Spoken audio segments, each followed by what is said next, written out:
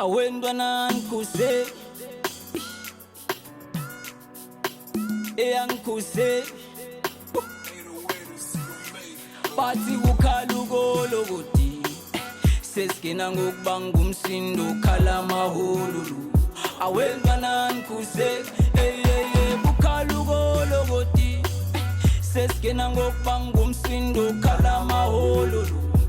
Yo, what's going on, everybody? It's DJ Sabby, the best in ever. I'm out here to connect to the homie Mo. He hosts Your Mornings. Can't wait to get into conversation, talking about my brand new album, Nextup Volume 1. I got D-Cool with me. You get a chance to meet him, coming through all the way from Parch. And don't forget, you can check out the show on she24.co.za.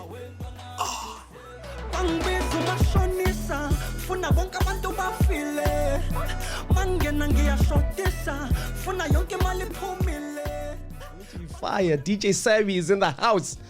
Over little cool. Yes. Bafwetu. Yes. Yes. Yes. Yes. Yo, man. Yo. Thank you for the invite, bro. Thank you, man. Thank you for coming through, man. This is Your Mornings on she24.co.za. Sabby's not alone. He's with one of the artists he's featuring on the album. The album's called Nextup. Yes, sir. The Cool. How's it, my brother? I'm great, bro. Like, I'm super nice. Dog, you are super nice, dog. I heard that track. That was fire. Yeah. So tell me, let's start from the beginning. Okay, Sabby's always busy. Yeah, You said this man's timeline. I didn't when I found out that you were releasing this. Yeah. But which time did he get it? So, yo, bro. Let's start from the beginning. How did the thought process behind starting a project like this first? So I used to host a platform called Keeping It 100 when we got into this pandemic, you know. And the platform was because I'm consistently getting music from new artists and artists in general wanting an opinion on their music. Yeah. What can they do to better their music so they can get on the radio, so they can just, land a little bit better than where they currently are. Yeah. So the platform did very well. Fleamoji, which is a social streaming platform for the underground or unsigned talent, reached out and said, yo, Sabby, can we collaborate with you? Because I was getting so many songs and we were not really doing any checklists when I was doing it. So you jump on the feed, you play your song, I give you feedback. Yeah. And what they offered was administration. So you submit the music via their platform, their website, fleamoji.com, and then the best music that they find, then you'll get a chance to come to the live feed. So that was kind of like an added incentive. Yeah.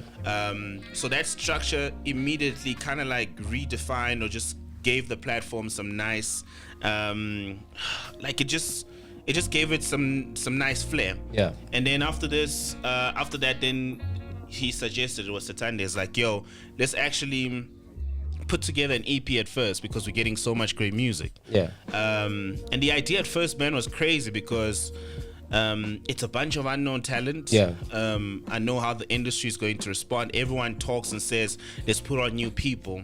But there's just like a hidden rule that people just don't address, the fact that we can only take in X amount of people in. Yeah. That's how it's starting to sound like. Like, okay, cool, a year there'll be like 4 new faces here, 5 here, none. But what Amapiano has done is just said, nah, F that. Yeah. You know what I mean? Which is actually an old school way of thinking with the world that we live in right now. So because anyone can come up if they want literally. to. Yeah. And now also in the era of social media, like a kid can blow up online and dominate mainstream. Shout out to the TikToks and all these other platforms. Yeah. So the idea was really a far-fetched idea at first when it was proposed to me. But I bought into the concept, eventually I was like, you know what, actually someone has to do it. Because as someone who's passionate about hip hop and as a contributor to the genre, I felt like everyone was saying that the genre's dead, Yeah. But one thing I consistently saw was like, there's not a lot of energy in the top floor. Everyone who's currently dominating is dudes who've been in the game for 10 years plus. Yeah. And you can count the dudes have popped off from 2004, 15 or 16 and where they are right now. So who else? Costa Tish popped 2 years ago, is popping right now. Foka came through 2 years ago, is popping right now. Who else? And I think as a DJ, it's our responsibility to actually create a bridge where we bring people to the top. We just create a bridge where we can connect two different worlds. And also I saw this as an opportunity to put like springs underneath, you know, some people's feet, people who had already started some form of movements on the ground, and just to give them a cosign, give them a new way of making music. And that was literally what the idea was all about. And then we started the online search. It was in April. It was a 2-month process. April, May, we're just looking for talent. Yeah. June, we had a call out for beats, producers to come together and send us beats. We had a lot of beats, bro. Then we started recording. August, September, we were recording. And then October, November was just trying to lock down a deal. Yeah. For distribution and just all that admin, and that's what delayed the process, because ideally this project was supposed to drop on the 29th of November. Okay. Shout out, man. The game, as a music lover, I do agree the game does need some fresh faces. Yeah. Something new. You know what I Yes. mean? Some rejuvenation, because Yes. listening to the same old voices for a long time gets tired sometimes. You know? Yeah. It doesn't matter how good you are. You know what I mean? Then you find talent like this. Yeah. Abuti de Cool. I'm gonna call you Abuti de Cool. Yeah, dope. So this opportunity comes knocking at your door. Yeah. Right? What was happening before that? Before that, I was just a local artist, as you would say. Yeah, trying to get my own thing going out there. It was crazy. It was crazy because I had a call from like Blueprint Studios. Yeah, they had me on their radar and they were like, yo, DJ Sabby is doing this and this and this and that. So we would like you to be on the live feed with her. You know? And okay, I didn't know DJ Sabby like that because I'm not a radio person, right? Yeah. Went on, searched him, and I was like, flip. Yeah. This is crazy, bro. Like, this guy is doing this, okay? This is dope. This is new. I'm about it. Yeah. You know? Went on, we did the live feed. My live feed was not that good, bro. I don't want to lie. I think the network. You're judging yourself. Yeah. No, I'm just telling you how it went. Yeah. Yeah. So, what was crazy is that Sabby loved my song.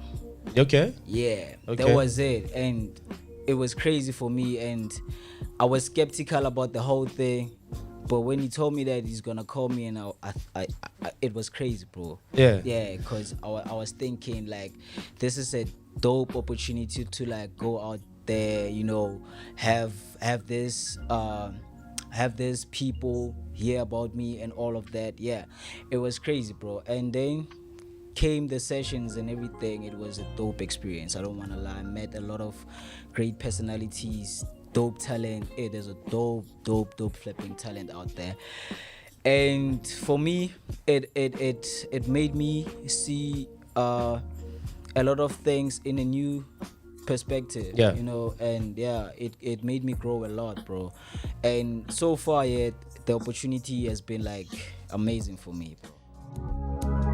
Nyanya mezele impila iloni kodwa lesgoops amapantsula geles esizivuka mfana ushone emphando isgoops amapantsula geles esizivuka mfana ushone emphando ingakungqondo saluzo lazo nyanya mezele impila iloni. This project is fire. Sabby, my dog. Yeah. What were some of the biggest challenges with compiling a project like this, from start to finish? Yeah. I think also one of the biggest challenges is there were certain people that were really talented. Yeah. That I met on the live feed, but their attitude and their mindset was just, I just knew with Lana it was not going to work. And sometimes I think about them, I'm like, ish, yeah, you know, this guy or that chick could have worked here. Yeah.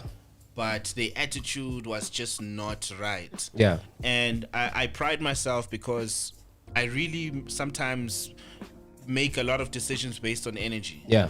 And I'm really happy that all the people I picked were really in the right frequencies for us to make the kind of music that we made, because they were open to sharing ideas, listening to instructions, and they understood that we're working. Because sometimes you'd say things and other people would take it personally. Yeah. But if it's just not landing, it's not landing. It's nothing personal, you know. Yeah.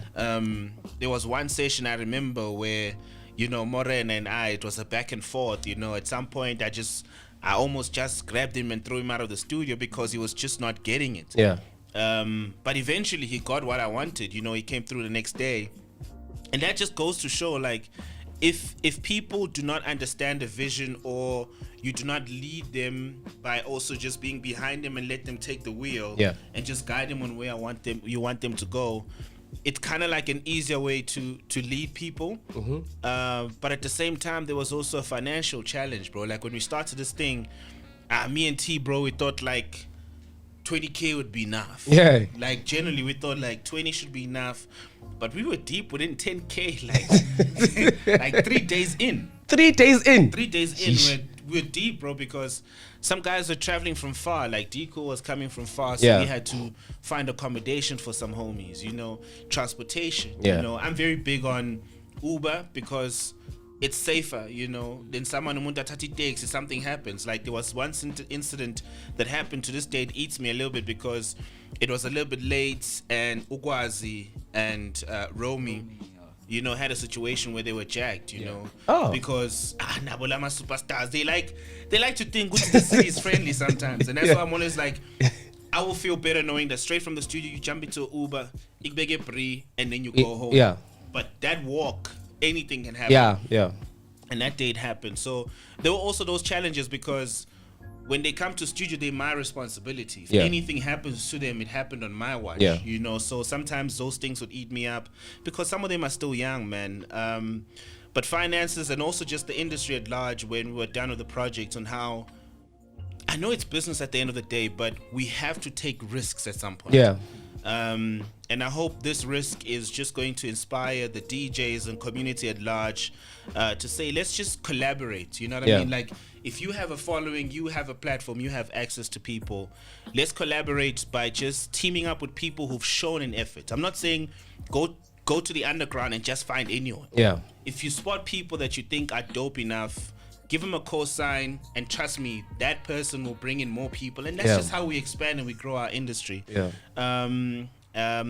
And also, bro, like you think it's easy to get assistance from people just because you have a relationship with them. But now when you have your own thing that you're cooking, dudes are just like, they just want to step back a little. They want to step back a little bit, and you need to learn to not take it personal. There were so many challenges, bro. I won't lie to you. Like, there were so many challenges, but I think because we had a great team and a great understanding, we knew why we're doing this and what the returns will be. And the returns, literally, I always say, if one of them blows up, and this time next year we can say we did that. You know, this will show to the industry why we need to do more of it. And there's a new way of doing it. There's a new way of doing it. You know, we as the DJs, I say it's our responsibilities.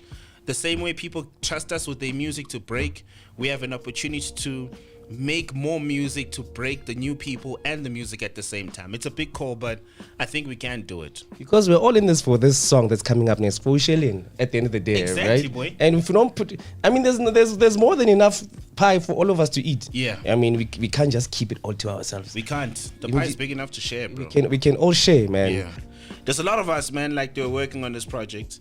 Man, like, yesterday, bro, there was a moment where I almost teared out behind my shades. It was just overwhelming, man. Dog.